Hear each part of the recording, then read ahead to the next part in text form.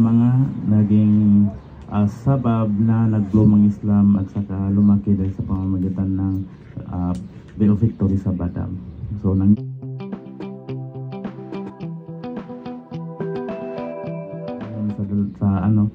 sa ikalawang taon ng Hijrah.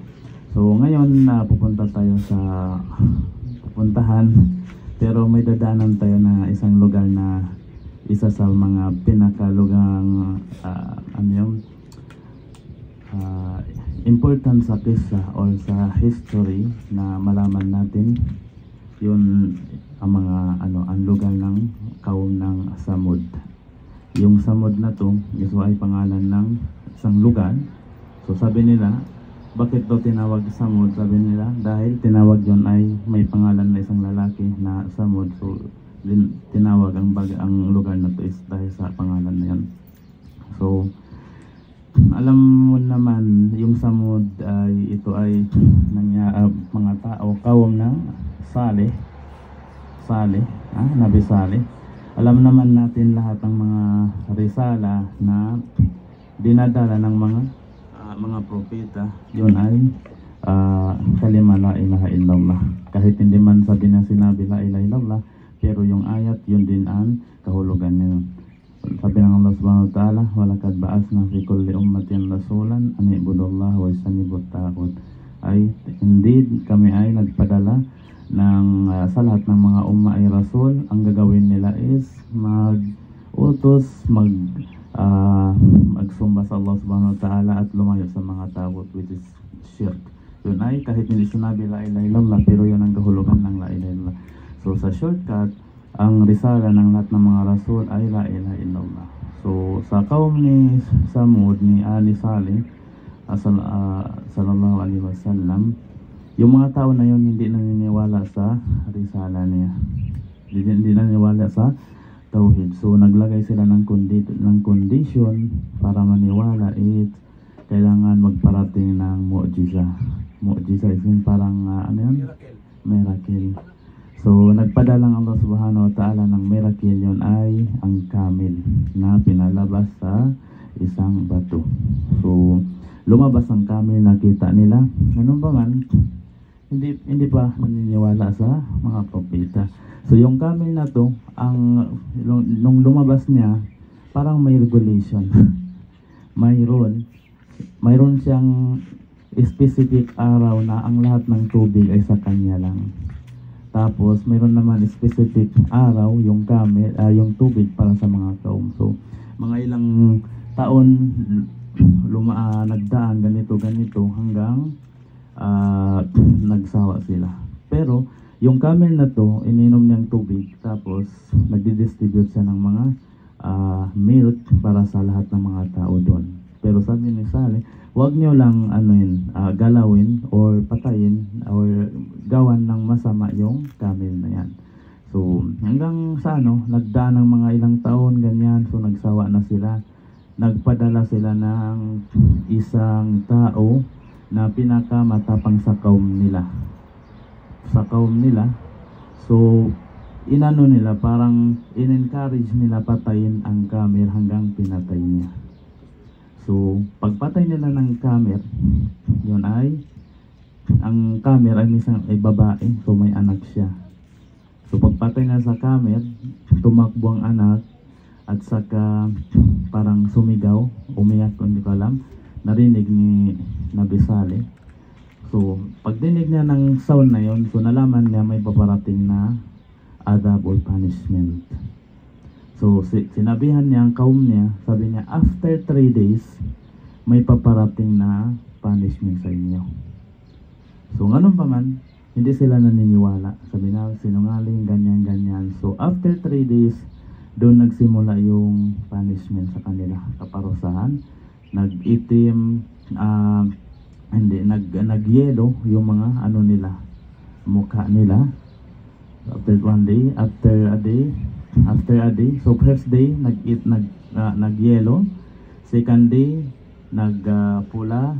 Pag third day, nangitim.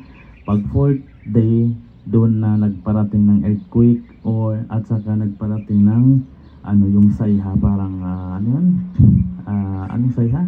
surah, ano yun? Ha? Sound. Oo. Sound, yung sound na yun, parang ano siya, parang lightning. Anong ginawa ng lightning?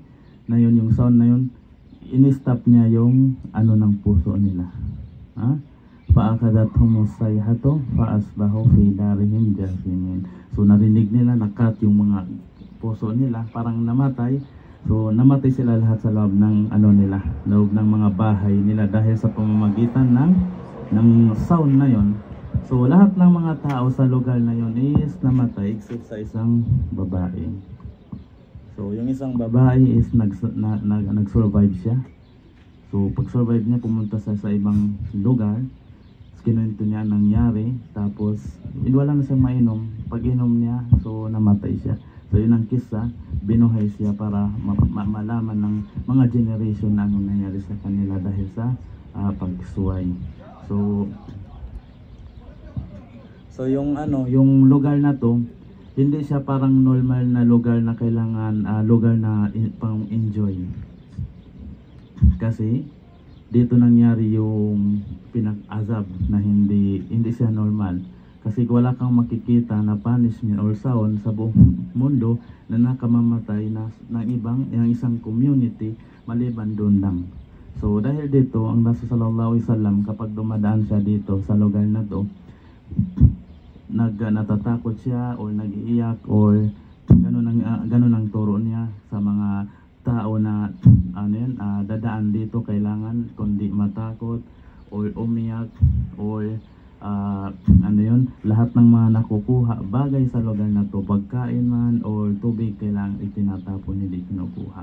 Dahil bakit kailangan natin na matakot pagdating sa lugar na to or umiyak? Dahil baka kapag nandyan tayo is darating ang parusa ng Allah subhanahu wa ta'ala, which is matamaan tayo. So yung lugar na to, hindi siya lugar na pang tourist, hindi siya lugar na pang saya. Kailangan i-avoid lahat ng mga, hindi lang dito, lahat ng mga lugar na kung saan pinaratingan ng parusa ng Allah subhanahu wa ta'ala. So yun ang history ng Samud. So pagkawag daraan tayo, kailangan never mind natin na tayo magsasaya, kundi matakot tayo na para baka paparating ang azab dyan, which is nandun tayo sa loob.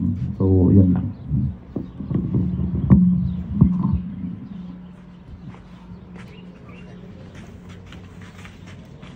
Doon nagsimula yung punishment sa kanila, kaparusahan.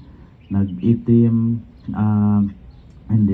nag-yelo yung mga nila, mukha nila. After one day, after a day.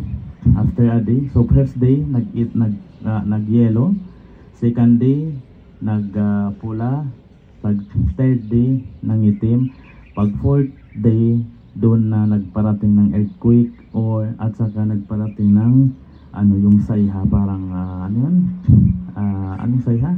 Surah, Ha? Sound. Oh. Sound, yung sound na yun, parang siya, parang lightning. Anong ginawa ng lightning? Na yun, yung sound na yun, in-stop niya yung ng puso nila. Ha? Faakadathum sayhatu faasbahu fi darihim jathimin. So narinig nila, nakat yung mga puso nila, parang namatay. So namatay sila lahat sa loob ng loob ng mga bahay nila dahil sa pamamagitan ng sound na yon. So lahat ng mga tao sa lugar na yon is namatay except sa isang babae. So yung isang babae is nag-survive siya. So pag-survive niya, pumunta sa ibang lugar. Kinuwento niya ang nangyari, tapos wala na siyang mainom. Pag inom niya, so namatay siya. So yun ang kisa, binuhay siya para malaman ng mga generation na anong nangyari sa kanila dahil sa pagsuway. So yung lugar na to, hindi siya parang normal na lugar na kailangan lugar na pang enjoy. Kasi dito nangyari yung pinag-azab na hindi siya normal. Kasi wala kang makikita na punishment or sound sa buong mundo na nakamamatay ng isang community maliban doon lang. So dahil dito, ang Rasul sallallahu alaihi wasallam kapag dumadaan siya dito sa lugar na to, natatakot siya or nag-iiyak or ganun ang turo niya sa mga tao na dadaan dito, kailangan kundi matakot or umiyak or lahat ng mga nakukuha bagay sa lugar na to, pagkain man or tubig, kailangan itinatapon, hindi kinukuha. Dahil bakit kailangan natin na matakot pagdating sa lugar na to or umiyak? Dahil baka kapag nandyan tayo is darating ang parusa ng Allah Subhanahu wa Ta'ala, which is matamaan tayo. So yung lugar na to, hindi siya lugar na pang tourist, hindi siya lugar na pang saya, kailangan i-avoid. Lahat ng mga, hindi lang dito, lahat ng mga lugar na kung saan pinaratingan ng parusa ng Allah Subhanahu wa Ta'ala. So yun ang history ng Samud. So pagkapag daraan tayo, kailangan never mind natin na tayo magsasaya, kundi matakot tayo na baka paparating ang agad dyan, which is nandun tayo sa loob. So yun lang.